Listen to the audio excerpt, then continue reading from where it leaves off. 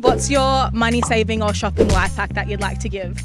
Using girl math. Girl math. Definitely girl math. So Hi everyone, I'm Talia from Hello Clever. Today we're hitting the streets to talk about your favourite money saving tips and budgeting life hacks. Let's go.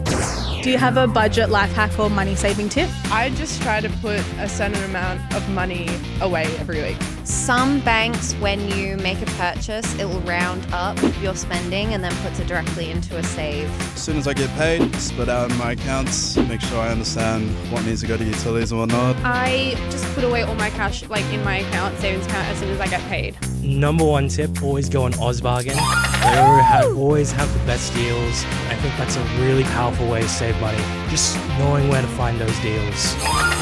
Hello Clever helps you save even more with instant cashback. Download our app today and be clever with your spending.